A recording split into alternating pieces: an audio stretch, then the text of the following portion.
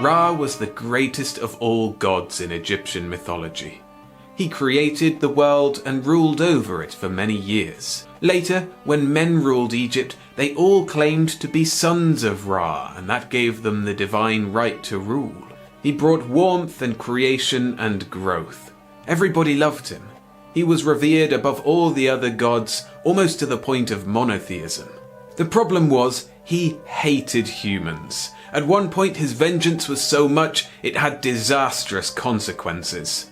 Death and devastation, then mercy and resignation are the themes in the destruction of mankind myth, which we'll look at in this video.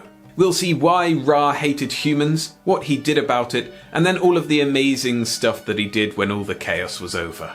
So what did humans do to make him so angry? Well, first of all, it's important to realize that he created them all and then ruled over them with righteousness and justice. He brought them all light and warmth and everything they needed. They owed him quite a lot. But humans are quite fickle and never satisfied with what they have. They began to complain about him, saying, "His majesty has become old, his bones have turned into silver, his flesh into gold, and his hair into real lapis lazuli." They were getting rebellious and blasphemous. Although nowadays we might not think that's such a bad thing, just saying a few bad words, but back then it was a big deal. You can't say those kind of things about a god. So Ra summoned a council of his trusted advisors, other gods, and asked them what to do about it, because he was on the verge of just killing them all. Nu, the primordial god of chaos from which everything was created, advised Ra to send his daughter, the Eye of Ra, to go and wipe them out. The Eye of Ra was called Sekhmet, and also known as Hathor too. The names in Egyptian mythology are very mixed up and muddled because there are so many years over which the mythology changed and adapted and evolved, so every god has lots of different representations and names. Either way, the Eye of Ra was the vengeful manifestation of Ra's power. She went and killed the blasphemers who had fled to the mountains and returned quite pleased with herself. Ra was happy too, saying he would be the master of men as their king and that he would destroy them. Sekhmet took this as a license to slaughter and went on a bit of a wild one for 3 days, just killing left, right and centre. It said she waded about in the blood of men. She nearly wiped out everyone in Egypt in her bloody rampage, many more than the original blasphemers. It was getting out of hand, and even Ra could see things had gone too far. After all, he wanted to teach them a lesson, but there's no point teaching them a lesson if they're all going to be dead. So the gods planned to stop her. Before she arrived at the town of Abu, Ra ordered that mandrakes be added to the beer, as well as the blood of the people she had killed. They made 7,000 vessels of this red beer and had it poured out over the meadows of the 4 quarters of heaven. Sekhmet came and drank the beer, thinking it was the blood of her enemies. The mandrake and beer concoction made her very merry and sleepy. She fell unconscious and forgot all about killing the people, and the carnage was over. From then on, Sekhmet, or Hathor, became known as the Lady of Drunkenness. A festival commemorated this event with worshippers getting drunk and sleepy from red-dyed beer. However, Ra was still not happy.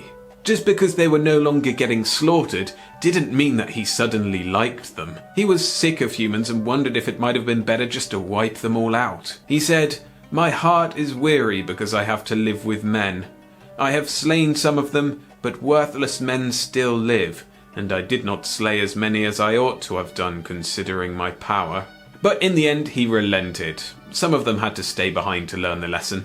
Instead he decided to abandon his position on Earth as ruler, too weary and disgusted to continue. People weren't worth the hassle. He was out of there.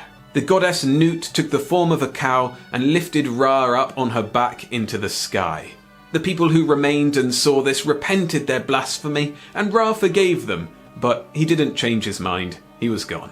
He then created the Field of Reeds, Aru, a kind of heavenly paradise, and the flowers there turned into stars in the night sky. He also brought the process of death to humanity, creating Duat, the underworld. There, the dead would go on a long journey with several trials judging them for what they did in their life. Those who passed went to the Field of Reeds, and those who failed were eaten by Amit, the devourer of souls, never to exist again.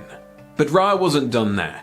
While he had rid himself of living with humans, he took on another role, going on an epic journey every day, and that journey you might recognize. During the day, the king of the heavens, Ra, would travel across the sky in the manned jet or day bark, sometimes called the Boat of a Million Years. He was accompanied by a bunch of other gods, including his daughter Maat, and supposedly the rulers of Egypt when they ascended to the heavens. He did this in his falcon-headed form. But at the end of the day, when the sun set, he descended into the Duat, the underworld, and there he would fight his oldest foe. When he went into the underworld, he took on his ram-headed form and travelled in the boat called the Mesketet, or evening bark. At this point, he was joined by some other gods, most notably Set, who was famous for killing his brother Osiris. But in this case, Set takes on a more positive role. Because every night when Ra entered the underworld, he was confronted by Apophis, or Apep, a giant serpent representing darkness, evil, and disorder. The antithesis to Ra and his greatest enemy. Apophis was extremely powerful. It said he could transform into any sort of wild, savage beast or venomous serpent. And as he lay in wait near the portals of dawn, he was accompanied by hordes of fiends and demons, storms and thunder and lightning and whirlwinds. But Ra had backup, and Set was one of his most important allies, fighting against Apophis in explosive battles. And the other gods would help fend off the assault from all of the demons and fiends. There are many different accounts of how Ra defeated Apophis. Some say he did it in the form of a cat, others with magic spells and burning. But what everybody agrees on is that Ra won every time. Apophis was killed every night before dawn, and then went off and was resurrected only to appear the next night. And it's probably a good thing that Ra did win, otherwise the sun wouldn't rise in the morning and we would be in quite a lot of trouble. And so it became an endless cycle of rebirth and recreation as Ra appeared again in the morning sky. So although Ra hated humans, he still fought through the chaos every night. He still rose every day and shed light and warmth down upon humanity. And now they had seen his wrath at their blasphemy, they wouldn't speak badly of him again. So next time you wonder at the sun crossing the sky, remember that Ra really isn't keen on you. But we owe him one. Without him, we'd be nothing. If you enjoyed this video, hit the like button so it can spread to more people. And subscribe for more awesome stories from Mythworld like this one appearing on screen now. See you next time.